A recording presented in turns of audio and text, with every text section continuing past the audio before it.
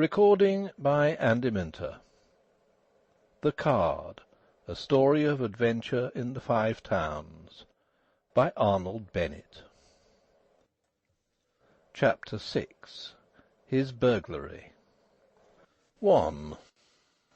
The fact that Denry Machin decided not to drive behind his mule to Sneyd Hall showed in itself that the enterprise of interviewing the Countess of Chell was not quite the simple daily trifling matter that he strove to pretend it was.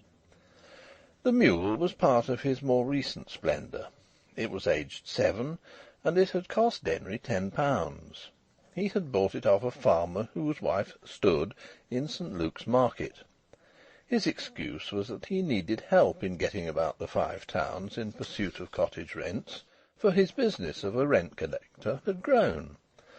But for this purpose a bicycle would have served equally well, and would not have cost a shilling a day to feed, as the mule did, nor have shied at policemen, as the mule nearly always did. Denry had bought the mule simply because he had been struck all of a sudden with the idea of buying the mule. Some time previously, Jos Curtenty, the Deputy Mayor, who became Mayor of Bursley on the Earl of Chell being called away to govern an Australian colony, had made an enormous sensation by buying a flock of geese and driving them home himself. Denry did not like this. He was indeed jealous, if a large mind can be jealous. Jos Curtenty was old enough to be his grandfather, and had been a recognised card and character since before Denry's birth. But Denry, though so young, had made immense progress as a card, and had, perhaps justifiably, come to consider himself as the premier card, the very ace, of the town. He felt that some reply was needed to Curtenty's geese, and the mule was his reply. It served excellently. People were soon asking each other whether they had heard that Denry Machin's latest was to buy a mule. He obtained a little old Victoria for another £10, and a good set of harness for 3 guineas.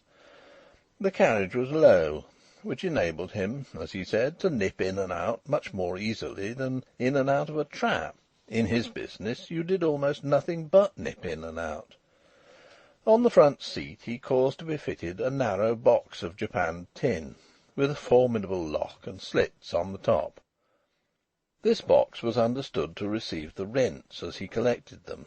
It was always guarded on journeys by a cross between a mastiff and something unknown, whose growl would have terrorised a lion-tamer. Denry himself was afraid of Rajah, the dog, but he would not admit it. Rajah slept in the stable behind Mrs. Machin's cottage, for which Denry paid a shilling a week. In the stable there was precisely room for Rajah, the mule, and the carriage, and when Denry entered to groom or to harness, something had to go out. The equipage quickly grew into a familiar sight in the streets of the district. Denry said that it was funny without being vulgar. Certainly it amounted to a continual advertisement for him, an infinitely more effective advertisement than, for instance, a sandwichman at 18p a day, and costing no more, even with the licence and the shoeing. Moreover, a sandwich-man has this inferiority to a turnout: when you have done with him, you cannot put him up at auction and sell him. Further, there are no sandwichmen in the Five Towns.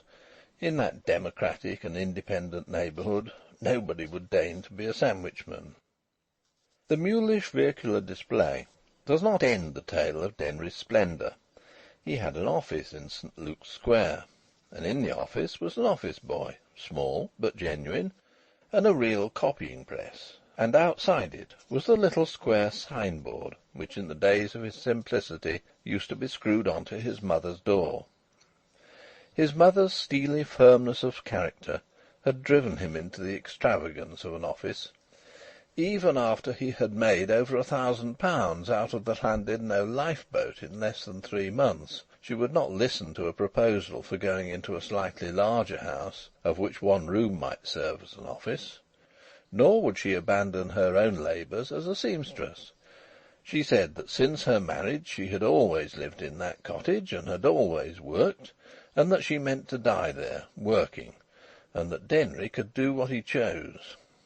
He was a bold youth, but not bold enough to dream of quitting his mother. Besides, his share of household expenses in the cottage was only 10 shillings a week. So he rented the office, and he hired an office boy, partly to convey to his mother that he should do what he chose, and partly for his own private amusement. He was thus at an age when fellows without imagination are fraying their cuffs for the enrichment of their elders, and glad if they can afford a cigar once a month, in possession of a business premises, a clerical staff, and a private carriage, drawn by an animal unique in the Five Towns. He was living on less than his income, and in the course of about 2 years, to a small extent by economies, and to a large extent by injudicious but happy investments, he had doubled the Llandudno 1,000, and won the deference of the manager of the bank at the top of St. Luke's Square, one of the most unsentimental men who ever wrote "refer to drawer" on a cheque. And yet Denry was not satisfied. He had a secret woe, due to the fact that he was gradually ceasing to be a card, and that he was not multiplying his capital by 2 every 6 months. He did not understand the money market, nor the stock market, nor even the financial article in the Signal. But he regarded himself as a financial genius, and deemed that as a financial genius he was vegetating. And as for setting the town on fire, of painting it scarlet, he seemed to have lost the trick of that. 2. And then, one day, the populace saw on his office door, beneath his name-board, another sign: Five Towns Universal Thrift Club. Secretary and Manager, E. H. Machin. An idea had visited him. Many tradesmen formed slate clubs, goose clubs, turkey clubs, whisky clubs, in the autumn for Christmas. Their humble customers paid so much a week to the tradesman, who charged them nothing for keeping it, and at the end of the agreed period they took out the total sum in goods, dead or alive, eatable, drinkable, or wearable. Denry conceived a universal slate club. He meant it to embrace each of the Five Towns. He saw 40,000 industrial families paying weekly instalments into his slate club.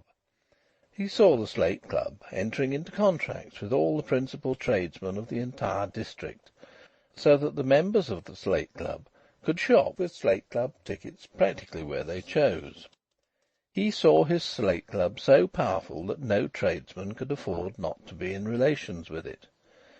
He had induced all Llandudno to perform the same act daily for nearly a whole season, and he now wished to induce all the vast Five Towns to perform the same act to his profit for all eternity. And he would be a philanthropist into the bargain. He would encourage thrift in the working man and the working man's wife. He would guard the working man's money for him, and to save trouble to the working man he would call at the working man's door for the working man's money. Further, as a special inducement, and to prove superior advantages to ordinary slate clubs, he would allow the working man to spend his full nominal subscription to the club as soon as he had actually paid only half of it. Thus, after paying 10 shillings to Denry, the working man could spend £1 in Denry's chosen shops, and Denry would settle with the shops at once, while collecting the balance weekly at the working man's door. But this privilege of anticipation was to be forfeited or postponed if the working man's earlier payments were irregular. And Denry would bestow all these wondrous benefits on the working man without any charge whatsoever. Every penny that members paid in, members would draw out. The affair was enormously philanthropic. Denry's modest remuneration was to come from the shopkeepers, upon whom his scheme would shower new custom. They were to allow him at least 2d in the shilling discount on all transactions, which would be more than 16% on his capital, and he would turn over his capital 3 times a year. He calculated that out of 50% per annum he would be able to cover working expenses and a little over. Of course, he had to persuade the shopkeepers. He drove his mule to Hanbridge, and began with Bostocks, the largest but not the most distinguished drapery house in the Five Towns. He succeeded in convincing them on every point except that of his own financial stability. Bostocks indicated their opinion that he looked far too much like a boy to be financially stable. His reply was to offer to deposit £50 with them before starting business, and to renew the sum in advance as quickly as the members of his club should exhaust it. Cheques talk. He departed with Bostock's name at the head of his list, and he used them as a clinching argument with other shops. But the prejudice against his youth was strong and general. "Yes," tradesmen would answer, "what you say is all right, but you're so young," as if to insinuate that a man must be either a rascal or a fool until he is 30, just as he must be either a fool or a physician after he is 40. Nevertheless, he had soon compiled a list of several score shops. His mother said, "Why don't you grow a beard? Here you spend money on razors, strops, soaps and brushes, besides a quarter of an hour of your time every day, and cutting yourself, all to keep yourself from having something that would be the greatest help to you in business. With a beard you'd look at least 31. Your father had a splendid beard, and so could you if you chose." This was high wisdom, but he would not listen to it. The truth is, he was getting somewhat dandiacal. At length his scheme lacked naught but what Denry called a right down good starting shove. In a word, a fine advertisement to fire it off. Now he could have had the whole of the first page of the Signal at that period for £25, but he had been so accustomed to free advertisements of one sort or another that the notion of paying for one was loathsome to him. Then it was that he thought of the Countess of Chell, who happened to be staying at Knype. If he could obtain that great aristocrat, that ex-mayoress, that lovely witch, that benefactor of the district, to honour his thrift club as a patroness, success was certain. Everybody in the Five Towns sneered at the Countess and called her a busybody. She was even dubbed Interfering Iris, Iris being one of her 11 Christian names. The Five Towns was fiercely democratic, in theory. In practice the Countess was worshipped. Her smile was worth at least £5, and her invitation to tea was priceless. She could not have been more sincerely adulated in the United States, the home of social equality. Denry said to himself, "And why shouldn't I get her name as patroness? I will have her name as patroness." Hence the expedition to Sneyd Hall, one of the ancestral homes of the Earls of Chell. 3. He had been to Sneyd Hall before many times, like the majority of the inhabitants of the Five Towns, for by the generosity of its owner, Sneyd Park was always open to the public. To picnic in Sneyd Park was one of the chief distractions of the Five Towns on Thursday and Saturday afternoons. But he had never entered the private gardens. In the midst of the private gardens stood the hall, shut off by immense iron palisades, like a lion in a cage at the Zoo. On the autumn afternoon of his historic visit, Denry passed with qualms through the double gates of the palisade, and began to crunch the gravel of the broad drive that led in a straight line to the overwhelming Palladian façade of the hall. Yes, he was decidedly glad that he had not brought his mule. As he approached nearer and nearer to the Countess's front door, his arguments in favour of the visit grew more and more ridiculous. Useless to remind himself that he had once danced with the Countess at the municipal ball, and amused her to the giggling point, and restored her lost fan to her. Useless to remind himself that he was a quite exceptional young man, with a quite exceptional renown, and the equal of any man or woman on earth. Useless to remind himself that the Countess was notorious for her affability, and also for her efforts to encourage the true welfare of the Five Towns. The visit was grotesque. He ought to have written. He ought at any rate to have announced his visit by a note. Yet only an hour earlier he had been arguing that he could most easily capture the Countess by storm, with no warning or preparations of any kind. Then, from a lateral path, a closed carriage and pair drove rapidly up to the hall, and a footman bounced off the hammercloth. Denry could not see through the carriage, but under it he could distinguish the skirts of someone who had got out of it. Evidently the Countess was just returning from a drive. He quickened his pace, for at heart he was an audacious boy. "She can't eat me," he said. This assertion was absolutely irrefutable, and yet there remained in his bold heart an irrational fear that after all she could eat him. Such is the extraordinary influence of a Palladian façade. After what seemed several hours of torture, entirely novel in his experience, he skirted the back of the carriage and mounted the steps to the portal. And although the coachman was innocuous, being apparently carved in stone, Denry would have given a £10 note to find himself suddenly in his club, or even in church. The masonry of the hall rose up above him like a precipice. He was searching for a bell knob in the face of the precipice when a lady suddenly appeared at the doors. At first he thought it was the Countess, and that heart of his began to slip down the inside of his legs. But it was not the Countess. "Well?" demanded the lady. She was dressed in black. "Can I see the Countess?" he inquired. The lady stared at him. He handed her his professional card, which lay waiting already in his waistcoat pocket. "I will ask my lady," said the lady in black. Denry perceived from her accent that she was not English. She disappeared through a swinging door, and then Denry most clearly heard the Countess's own authentic voice, saying in a pettish, disgusted tone, "Oh, bother!" And he was chilled.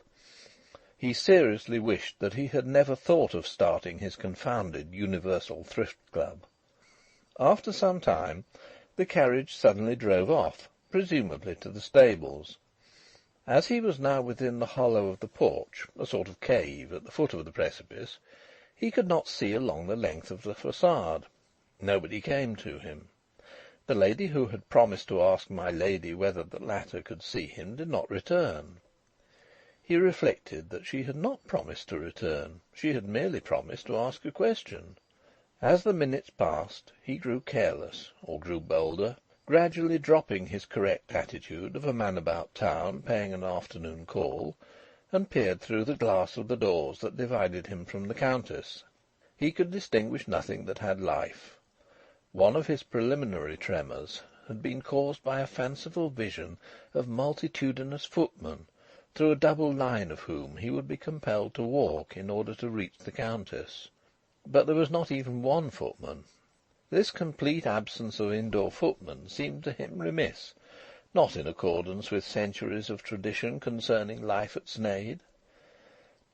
Then he caught sight, through the doors, of the back of Jock, the Countess's carriage footman, and the son of his mother's old friend. Jock was standing motionless at a half-opened door to the right of the space between Denry's double doors and the next pair of double doors. Denry tried to attract Jock's attention by singular movements and strange noises of the mouth.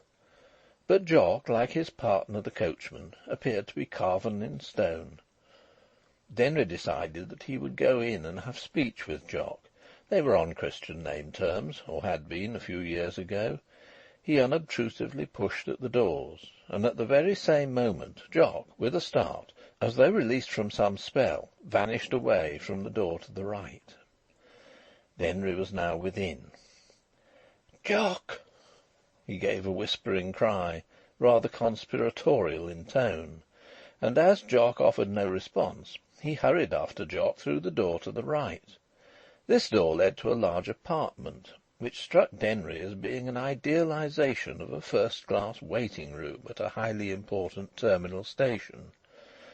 In a wall to the left was a small door, half open. Jock must have gone through that door. Denry hesitated. He had not properly been invited into the hall. But in hesitating he was wrong. He ought to have followed his prey without qualms. When he had conquered qualms and reached the further door, his eyes were met, to their amazement, by an immense perspective of great chambers. Denry had once seen a Pullman car, which had halted at Knype station, with a French actress on board. What he saw now presented itself to him as a train of Pullman cars, one opening into the other, constructed for giants. Each car was about as large as the large hall in Bursley Town Hall, and, like that auditorium, had a ceiling painted to represent blue sky, milk-white clouds, and birds. But in the corners were groups of naked cupids, swimming joyously on the ceiling. In Bursley Town Hall there were no naked cupids. He understood now that he had been quite wrong in his estimate of the room by which he had come into this Versailles. Instead of being large, it was tiny, and instead of being luxurious, it was merely furnished with miscellaneous odds and ends left over from more important furnishings. It was indeed naught but a nondescript box of a hole, insignificantly wedged between the state apartments and the outer lobby. For an instant he forgot that he was in pursuit of Jock. Jock was perfectly invisible and inaudible.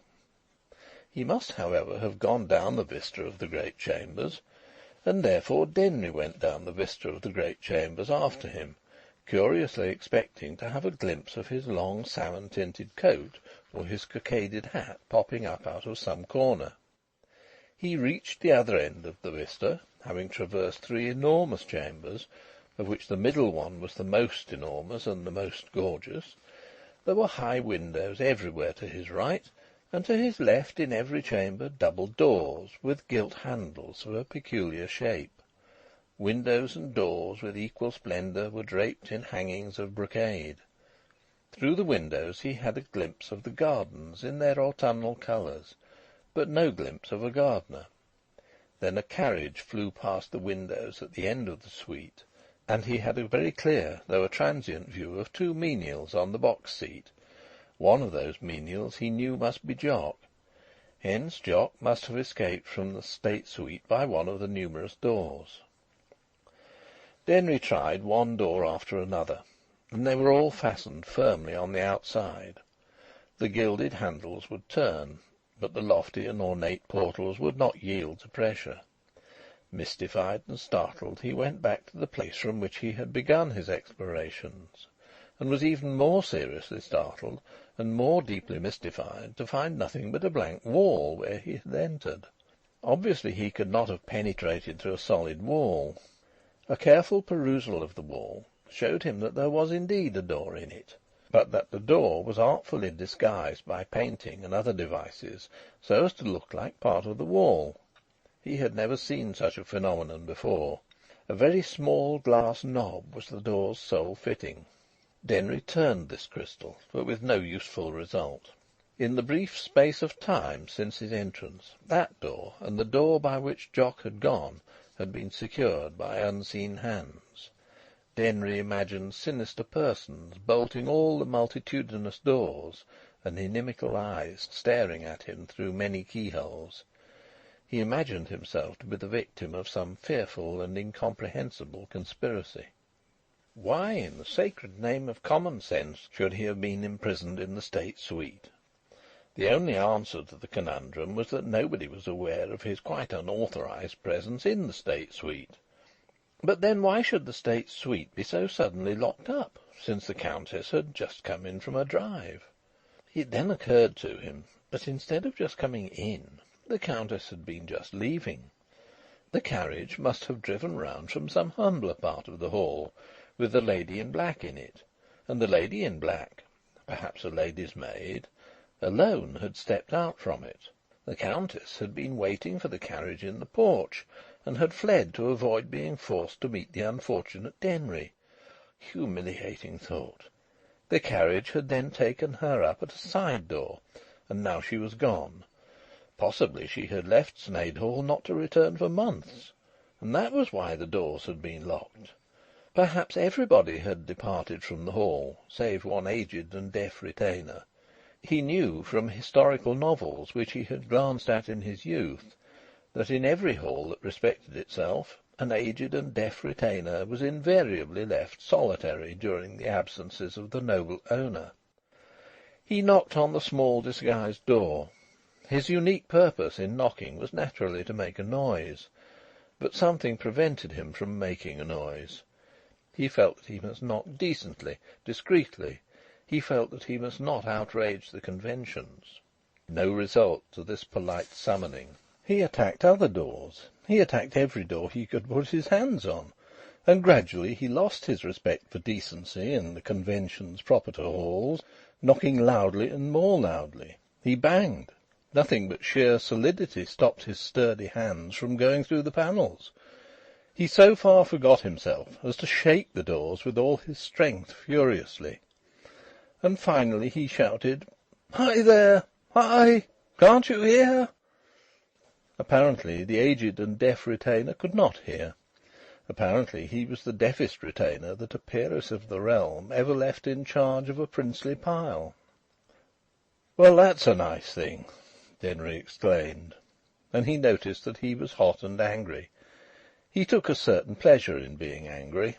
He considered that he had a right to be angry.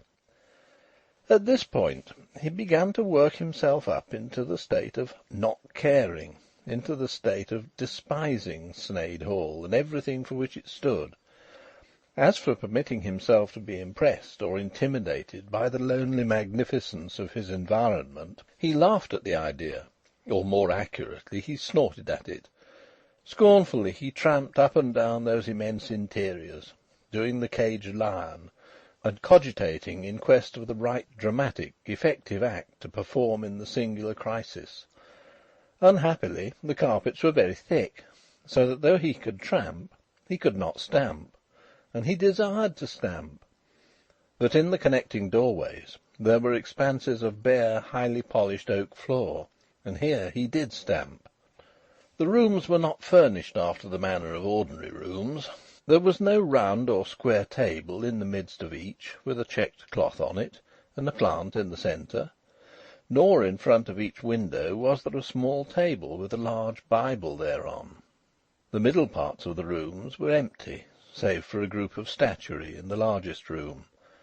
Great armchairs and double-ended sofas were ranged about in straight lines, and among these, here and there, were smaller chairs, gilded from head to foot.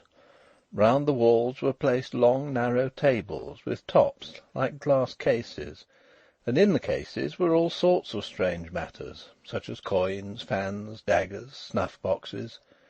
In various corners white statues stood awaiting the day of doom, without a rag to protect them from the winds of destiny. The walls were panelled in tremendous panels, and in each panel was a formidable dark oil painting. The mantelpieces were so preposterously high that not even a giant could have sat at the fireplace and put his feet on them. And if they had held clocks, as mantelpieces do, a telescope would have been necessary to discern the hour. Above each mantelpiece, instead of a looking-glass, was a vast picture. The chandeliers were overpowering in glitter and in dimensions. Near to a sofa, Denry saw a pile of yellow linen things. He picked up the topmost article, and it assumed the form of a chair. Yes, those articles were furniture covers. The hall, then, was to be shut up.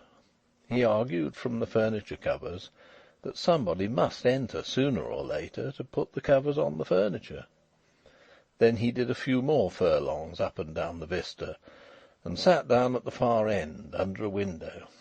Anyhow, there were always the windows. High though they were from the floor, he could easily open one, spring out, and slip unostentatiously away.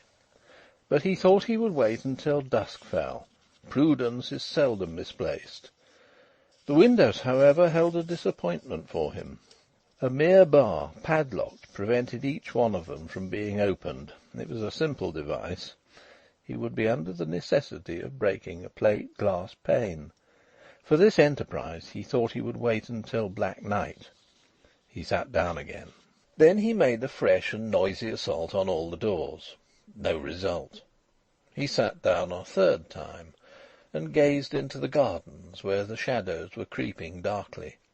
Not a soul in the gardens. Then he felt a draught on the crown of his head, and looking aloft he saw that the summit of the window had a transverse glazed flap for ventilation, and that this flap had been left open. If he could have climbed up, he might have fallen out on the other side into the gardens and liberty. But the summit of the window was at least 16 feet from the floor. Night descended. 4.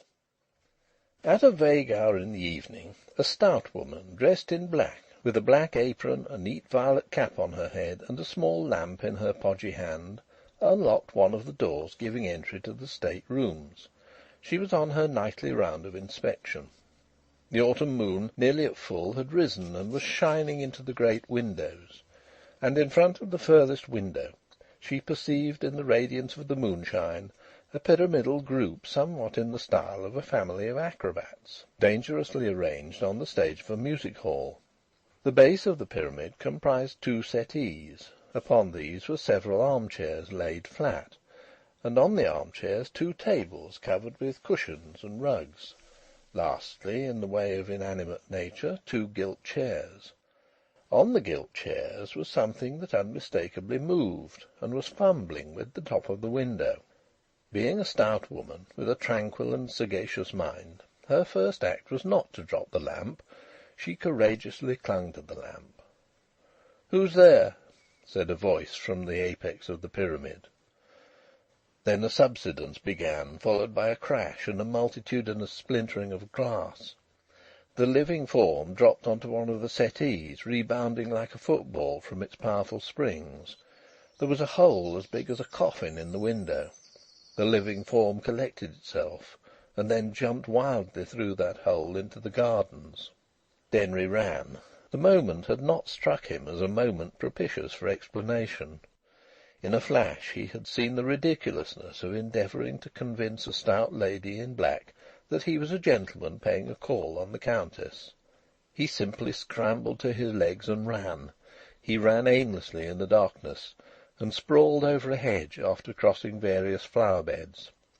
Then he saw the sheen of the moon on Sneyd Lake, and he could take his bearings. In winter all the 5 towns skate on Sneyd Lake, if the ice will bear, and the geography of it was quite familiar to Denry.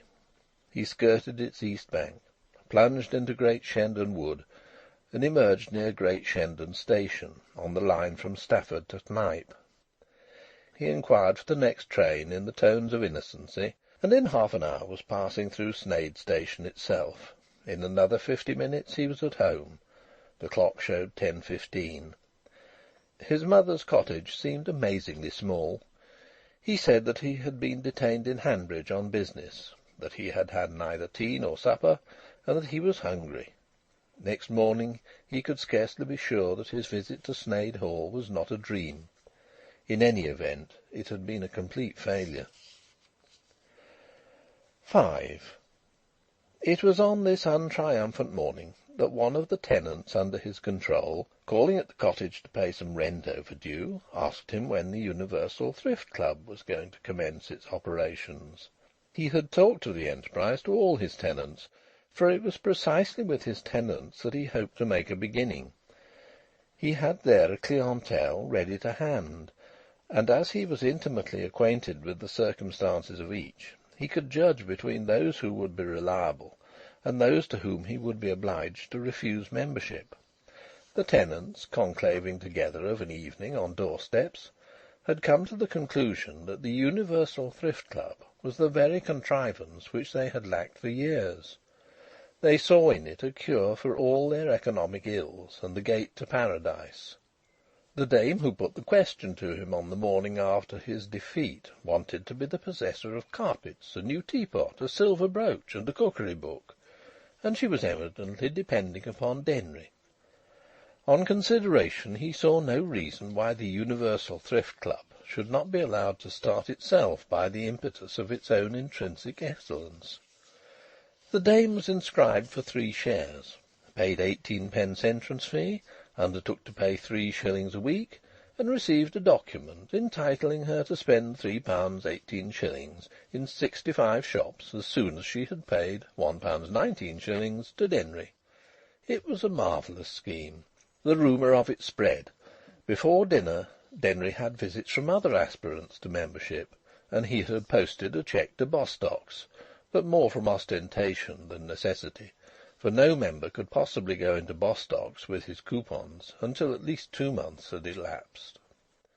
But immediately after dinner, when the posters of the early edition of the Signal waved in the streets, he had material for other thought.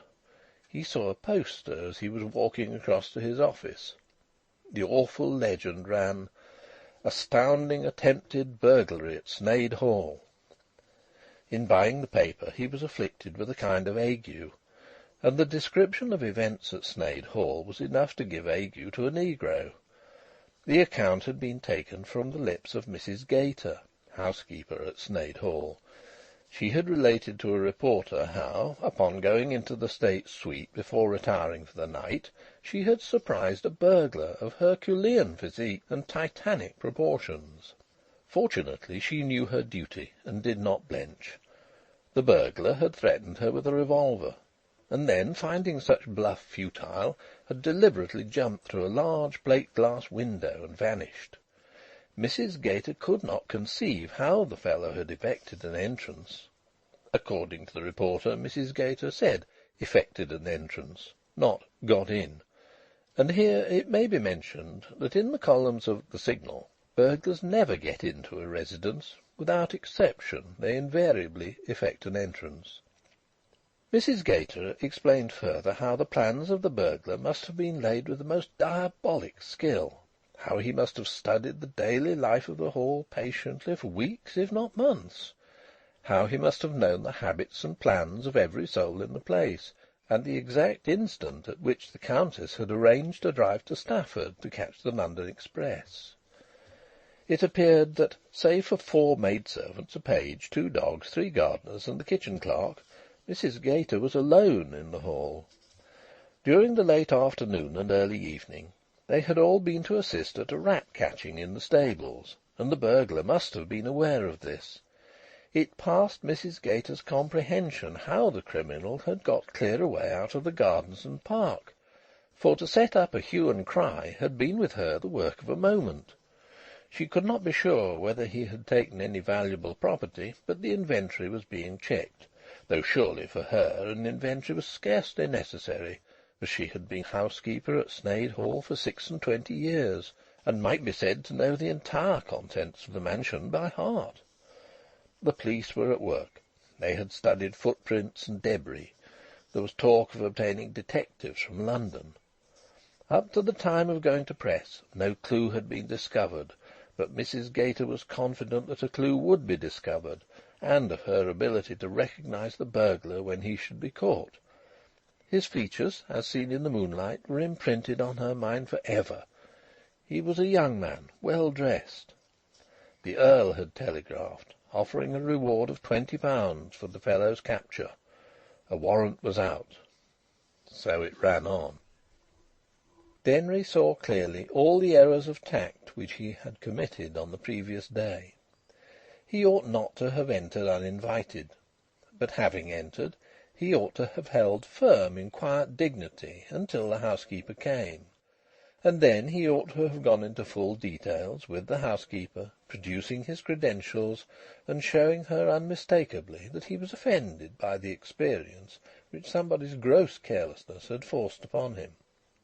Instead of all that, he had behaved with simple stupidity, and the result was that a price was upon his head. Far from acquiring moral impressiveness and influential aid by his journey to Sneyd Hall, he had utterly ruined himself as a founder of a universal thrift club. You cannot conduct a thrift club from prison, and a sentence of 10 years does not inspire confidence in the ignorant mob. He trembled at the thought of what would happen when the police learnt from the Countess that a man with a card, on which was the name of Machin, had called at Sneyd just before her departure. However, the police never did learn this from the Countess, who had gone to Rome for the autumn.